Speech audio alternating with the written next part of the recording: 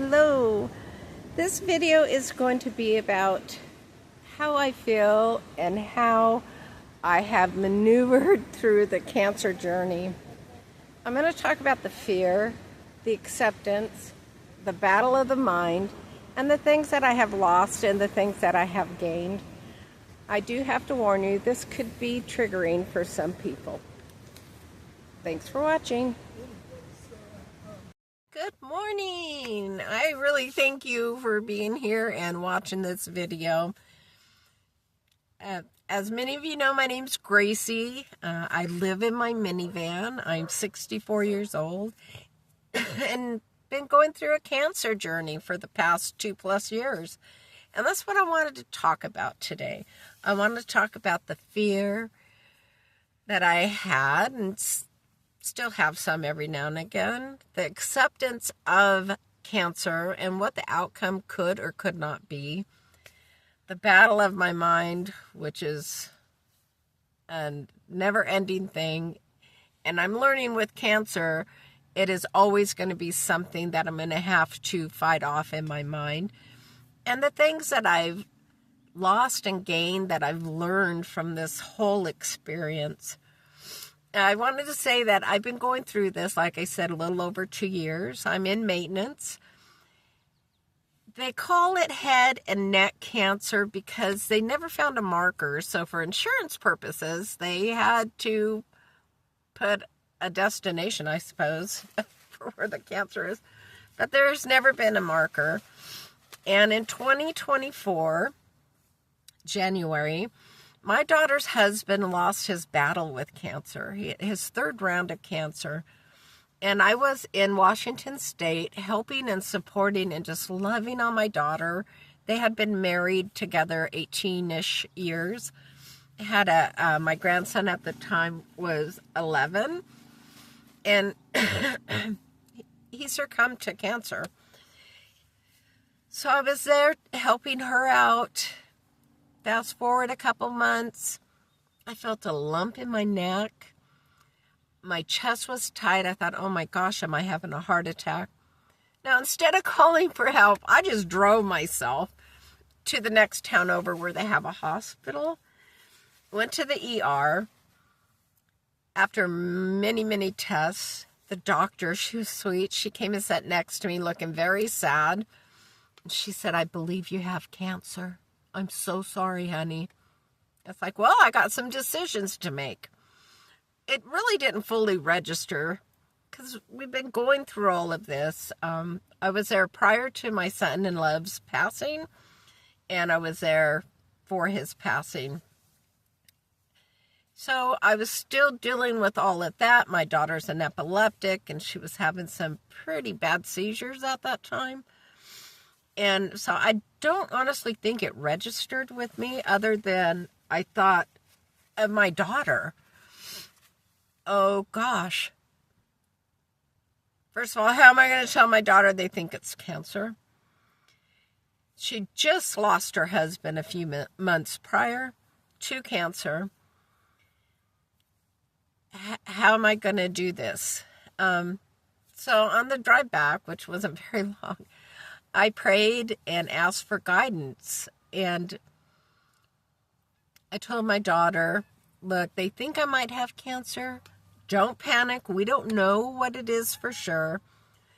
And I knew that I was going to go back to Oregon because a couple factors. Number one, I know through friends who had gone to the cancer center here that it was just an outstanding place.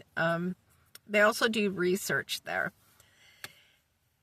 But more importantly, I didn't want my daughter to sit there and look at me each and every day like I watched her do with her husband. Is he going to die? Is he going to pass?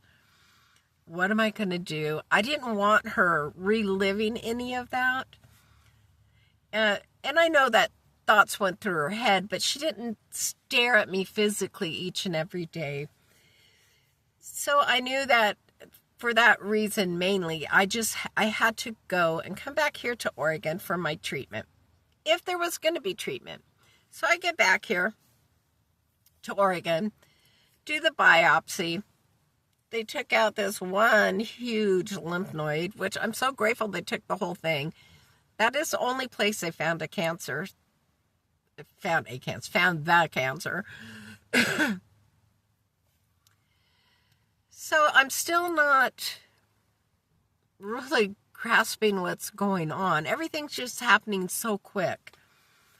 And, but I was still coming out of anesthesia when I guess the doctor had called my daughter, the surgeon, and said, oh, your mom has lung cancer. Well, we don't know what I had, right? The biopsy had not even been tested yet. And she's not an oncologist. She was a surgeon. This was like her second year. She was very young. So out of recovery and everything, it was a day thing. And I'm talking to my daughter, and she's screaming at me, why didn't you tell me? I said, whoa, we don't know what's going on. So, of course, I let the doctor know what I thought about what she did. Number one, she didn't have permission to do that. Number two, she has no clue what is going on. She could assume, but she had no idea. Anyway, the biopsy comes back. They found cancer there. I go to the oncologist, and he says, we're going to just attack this. He goes, we don't know where it originated from. We don't see a marker. Generally, it will show like kidney, liver. He goes, there's 99% of the time, there's a marker. We could tell where it originated from. He goes, we don't know where yours originated from. It was in your lymph node. That's all we know. So we went ahead and started treatment. At that time, my chemo, I did like 3.5 hours. It was long. And I was so sick, and my hair started falling out. And I was still thinking about my daughter. And I had to finally release it to God and say, Lord, you know, this is where the acceptance came in, is I have no control over the cancer, but you do. Whether I live or whether I die, it's up to you. But please, please take care of my daughter. Just take care of her and my grandson. That was my biggest concern. That was my biggest fear, is what was going to happen with my daughter. Was she going to have so many seizures? And then what would happen with my grandson, right? So after 2 days of, I was crying and like, oh my gosh, I don't know what's going on here. I released that. And honestly, the minute I released it for me, it took all of that away. I had no control over the cancer. I had no control over my daughter, her reaction, her emotions. But I knew I had to stay positive. I gave it to God. I knew my role was to not surrender to cancer, not to surrender whatsoever. So now in 2024 of August, I have a PET scan, and it shows absolutely no trace of cancer whatsoever. A week to a week and a half after that, where there's no cancer, and I thought, oh, okay, well, I'm done, which I wasn't. My baby brother died of cancer. That was horrible. So here I'm feeling relief for myself. Grief because I've lost my baby brother. We were so close growing up and in young adulthood. Lost him. To then my oldest sister calling me and saying, my gosh, I have cancer. So I love my sister. She's the sweetest, kindest person ever. And I was like, how can this happen to someone so wonderful? But it did, it is. And she's battling this cancer journey. So we went from a family never even hearing about cancer in our family. Other than I have an aunt on my biological father's side that had brain cancer. But all of a sudden, as 3 siblings in the same year, have cancer. Of course, my brother had it the year prior, but passed in 2024. And so then it's like, okay, well, I'm not going to burden my sister with things that I'm feeling concerns or anything with my cancer, because she's got her own battle. Not going to concern my daughter because she is going through the whole grieving of losing her husband. So my relationship with God got closer. I don't have close friends because I've lost many of them to cancer. And so I didn't have that outlet. So it was really rough. The first year was the roughest of all of it. It was so rough. That's where the battle of the mind. Every lump, bump, cough, headache, everything. Instantly I thought, is this cancer? Is it back? And I had to fight that. I was not going to allow that to control and dictate my life. Every scan I get, I'm a praying woman, and that works for me. I would just thank God right then and there that I knew that scan was going to turn out beautiful, that every treatment that I get every 3 weeks for over 2 years now, that God is going to just help me and carry me through that, and that there will be an end to this. When I hit my 2-year mark, my oncologist said, look, we could stop treatment, but the odds of cancer coming back have shown to be higher. Or we could finish your maintenance every 3 weeks, chemo, just not as much, until he feels comfortable. And I said, well, I'm in it for the long haul. Let's just do it. The greater, the better, right? The greater treatment, the better it is for me, odds. So I was like, let's do this. So I'm still doing treatment. Second round of losing my hair. It's now growing back. But, God is good. And like I told the Lord, if you keep me here, you keep me here. If you take me, you take me. Either way, I'm going to serve you. But please take care of my daughter. The battle is real in the mind. It is just so real. Mostly with me, it's, like I said, my daughter, and now it's concern for my sister, because when she shares things with me, I feel it, and I truly just want to fix it all, and I'm not able to do that. The things that I've lost, gained, and learned are just tremendous. The things that I've lost is me wanting to control, me wanting to fix everything, right? Because like I said, I'm a fixer. That's what I want to do. I had to release that as well. I had to let that go. I had to say, okay, it's enough. And that is actually very powerful. I've learned to just live in the now. For me, less is more. That life is worth living. I say it all the time. We live every day but die once. I had a choice. I could either sit in the poor me, which I understand if people do that. No judgment. This is just me. But I had that choice. I could either give in to cancer, or I could take my power from cancer, because I was already okay. No matter what happens to me, I still win. There's still victory in me. I also learned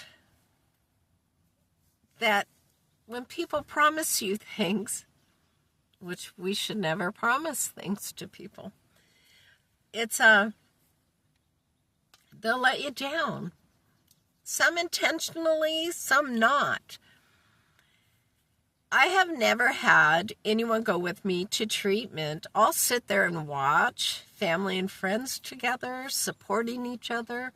And I think that's beautiful. And I just love it so much. And I sit there and I pray over people. I'll sit there quietly and pray. But if my daughter was here, I know she would be with me. But it's the people that are here because this is where I grew up, right? This is like my hometown. So many people, I'll be there, and they're not, for whatever their reasoning is. I truly think a lot of people are afraid of not just cancer, but the results, right? Like I said, I've lost my brother. I've lost many friends. I've lost my son-in-law to cancer, So I get that part of it, but you can't catch it by touching someone, by being supportive of someone. Even as far as phone calls, people would say, oh, I'm going to call and check up on you. And that doesn't happen. Even my youngest son, whom I just adore, the minute I said, no, I'm not coming to the state you live in for treatment, he has not once in 2 years, kid you not, asked me how my cancer journey's going whatsoever. And that's on him. That's something that I learned, is let that go. That truly doesn't reflect on me. I don't have to own it. It is not my feelings. That's theirs. So that's something that I learned, just to take control of my life. Take control of my health. I was on a high blood pressure pill and a statin, and I went to my general practitioner and said, no more. I could control this with diet and exercise, and I have been. I don't want those added chemicals into my body. Bad enough I get chemo. It's poison that goes through your system. People don't, unless you've gone through it yourself, you truly do not know how it feels to have that poison moving through your system. But I believe with God and the chemo and the great oncologist, that's what has spared my life for now. My life could end any other way. But for right now, it's not going to end with cancer. I don't accept that. So I've learned a lot of things. I've learned to forgive, not to judge, and just to live life. So that's what I ask. Just offer kindness to people. No one knows another person's story. Look, to people on the outside, I look like a 64-year-old lady living out of her minivan. People think I'm like just some homeless person to be ashamed of. I hear it quite often. Why don't you go live with your children? I don't want to live with my children. I lived with my children their first 18 years of life. This is now my life. Yeah, I'll go visit and I love on them and all of that. But I'm not some invalid that needs that right now. What I do need is a smile, a hug, a kind word. This is a tough journey. This is one of the hardest things I've ever gone through in life. The hardest thing is when I lost my oldest son last year in a motorcycle accident. Other than that, this cancer journey has been the toughest. You learn quickly who is there for you and who is not there for you. You learn quickly the people that will use you, and there are some people that just lift me up. I have so many people that pray for me, and I appreciate that so much. But please don't promise people things. Don't judge people by outwardly things, because we don't know their story. I'm just a happy old lady who is grateful and thankful. Yes, I go every 3 weeks and get my chemotherapy. Yes, I am still a cancer patient, as they call me. I am a survivor. That's who I am. I am strong and well able, and so are you. So offer some love and kindness to someone. Just be there in the moment to listen to them. Even if you don't understand, let them know you're there for them. that's my cancer journey. There's a lot more to it, from the sickness and all of that, but I don't want to that's a negative part of it. Let's get into I'm here, I'm alive, and I'm continuing to each and every day live. Yeah, God is good. I really appreciate you so much, and thanks for watching this. If you're not a subscriber, if you could subscribe, that'd be great. I welcome your comments. Are you a cancer survivor? Have you helped someone, who has battled this awful sickness? Just terrible. Let me know, Anyway, God is good. And you could always volunteer at the cancer centers. There's always people willing to sit with people. Why don't you be one of them people? Go sit with someone. They would love it. Anyway, God bless each and every one of you. I pray you have a fantastic day. I really appreciate you very much. I pray for all of you and ask that you continue to pray for me. This is Gracie, and I'm out. Bye.